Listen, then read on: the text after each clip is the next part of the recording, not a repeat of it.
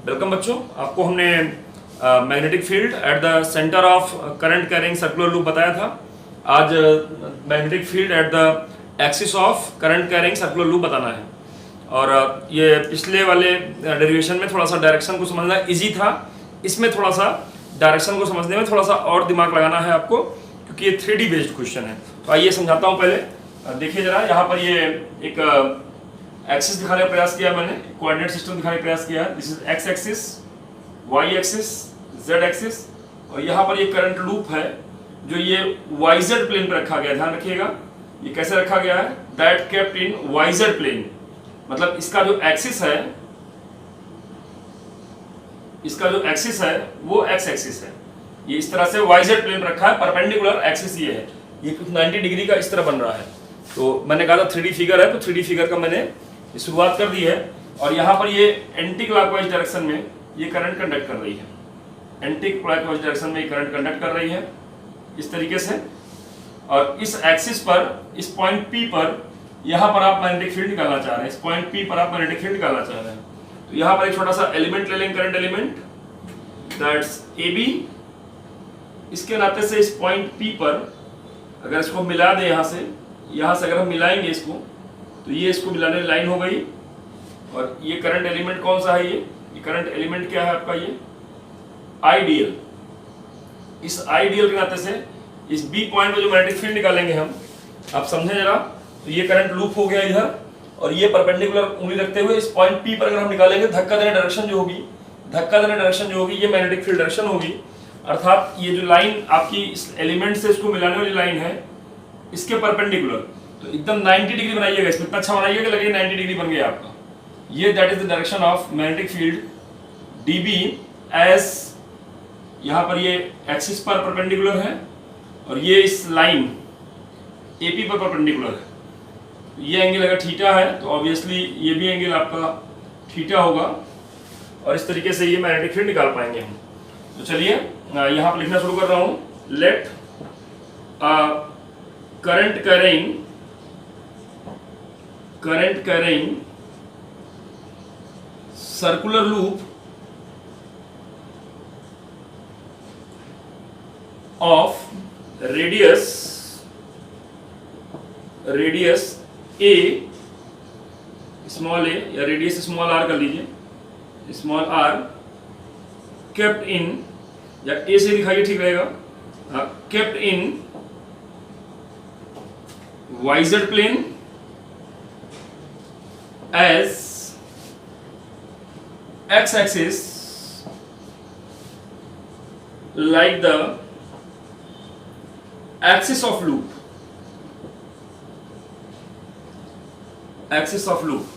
X-axis यहाँ axis के तरह वर्क कर रहा है। At distance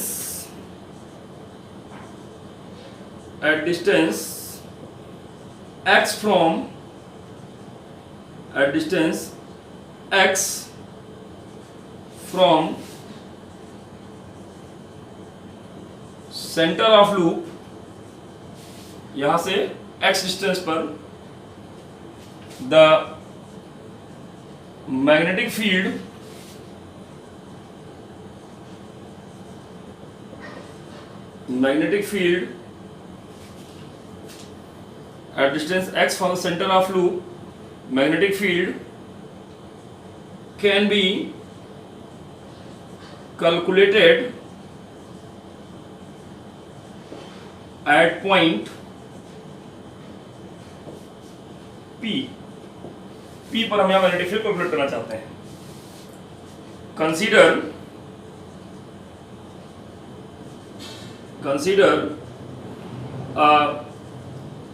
length element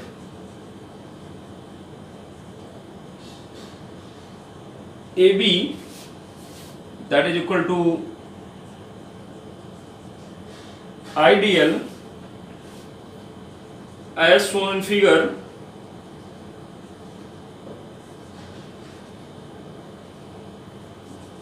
The magnetic field is dB, magnetic field यहां पर dB होगा। अब dB होगा कितना,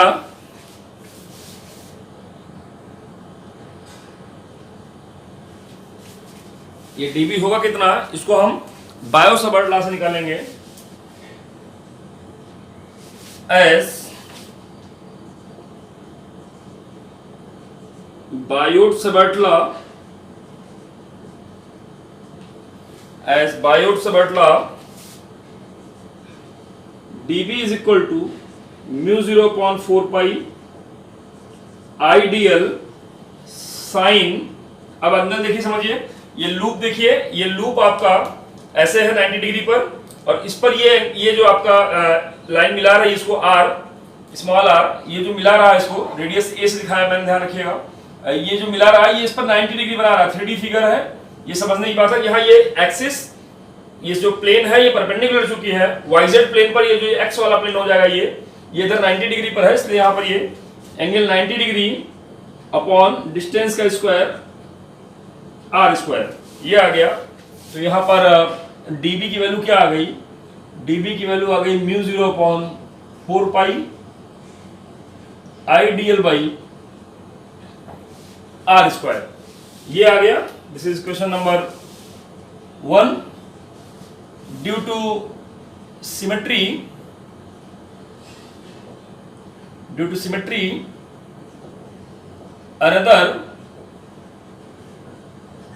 another length current element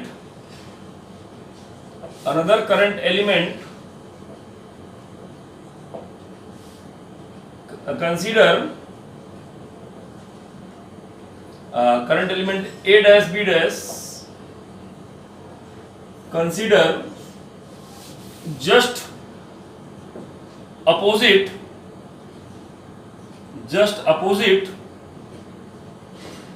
to element AB, then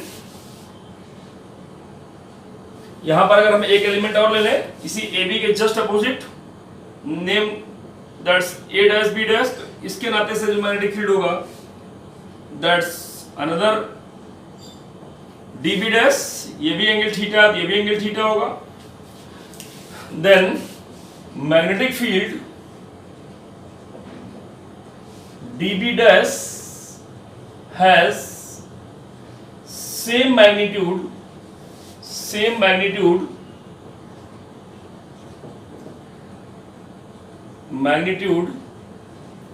as dB, जैसे dB का मैग्नीट्यूड है वैसे dB डैश का मैग्नीट्यूड हो जाएगा, सेम मैग्नीट्यूड ऑफ dB, यही इसका मैग्नीट्यूड हो जाएगा। अब अगर आप ध्यान देंगे तो इसको हम दो कंपोनेंट में डिवाइड करेंगे। ये आपका कंपोनेंट जो आ जाएगा वो dB cos थीटा आएगा, इधर जो कंपोनेंट आ जाएगा वो dB डैश cos थीटा आएगा, जबकि यहाँ जो कंपोनेंट आएगा दोनों कंपोनेंट जुड़ जाएगा, ये dB sin थीटा आएगा और ये भी dB डैश sin थीटा आ जाएगा, दोनों सेम मैग्नीट्यूड का है, ये दोनों जुड़ जाएगा। इस तरह से कंपोनेंट में डिवाइड करेंगे, डिवाइडिंग या resolving in component, resolving in components,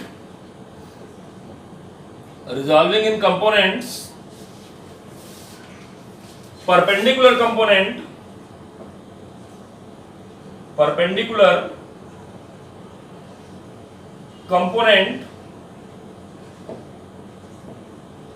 dB cos theta are cancelled out, so that net magnetic field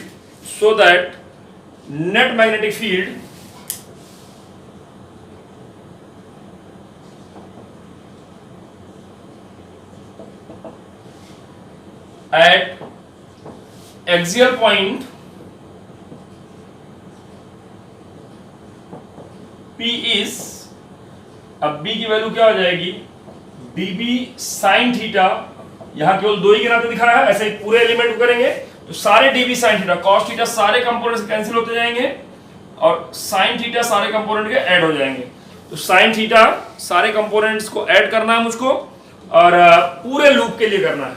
सबका दो के लिए मैंने समझाया आपको कि परपेंडिकुलर कंपोनेंट कैंसिल और अलोंग कंपोनेंट जुड़ रहे हैं, ऐसे जितने भी एलिमेंट बनेंगे उन सबके अलोंग कंपोनेंट जुड़ते जाएंगे। Theta that's the angle at the point P this line AP is makes. Now ये B है, dB की वैल्यू कितना थी ये लिख लिया जाए, कितना है mu 0/4 pi I dl by r square, ये dB की वैल्यू है sine theta. But r square कितना हो जाएगा, तो आर स्क्वायर आप इस फिगर में देखेंगे that is a square plus x square, और साइन थीटा कितना हो जाएगा, तो थीटा ये है तो perpendicular upon base that is a by r, a by r, so that B becomes mu 0/4 pi